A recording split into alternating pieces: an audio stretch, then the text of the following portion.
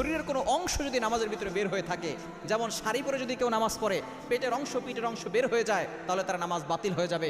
এভাবে যদি কিয়ামত পর্যন্ত নামাজ পড়ে তার নামাজ আল্লাহর কাছে কবুল হবে না। নারীদেরকে এমন কাপড় পরতে হবে যাতে করে তার শরীরের সম্পূর্ণ অংশ ঢাকে।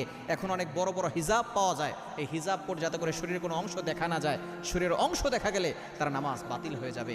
3 নাম্বার হচ্ছে, কোনো নারী যদি পারফিউম ব্যবহার করে, সুগন্ধি ব্যবহার করে পরপুরুষের সামনে দিয়ে হাঁটে, তাহলে জেনার গুনাহ হবে। নবীজি সাল্লাল্লাহু আলাইহি সাল্লাম জানিয়ে দিয়েছেন, যারা পারফিউম ব্যবহার করে, আতর ব্যবহার করে, তারা তো জান্নাতে যাবেই না, ওয়ালা ইয়াজিদনা রিহাহা, তারা জান্নাতের ঘেরানো পাবে না। তারা জান্নাতের ঘেরানো পাবে না যারা সুগন্ধি ব্যবহার করে। অনেক মসজিদে বিশেষ করে জুমা হয়, বিভিন্ন জায়গায় নারীরা নামাজ পড়তে যায়, তখন তারা পারফিউম ব্যবহার করে তারপরে যায়। পুরুষদেরকে আকৃষ্ট করার জন্য, তাদের দিকে অ্যাট্রাকশন বাড়ানোর জন্য যারা সুগন্ধি ব্যবহার করে, তাদের নামাজ আল্লাহ তাআলা কবুল করেন না। তাদের রোজা, তাদের নামাজ, হজ কোনো কিছু আল্লাহ তাআলা কবুল করবে না। এজন্য অবশ্যই 3টি ভুল থেকে আমাদেরকে দূরে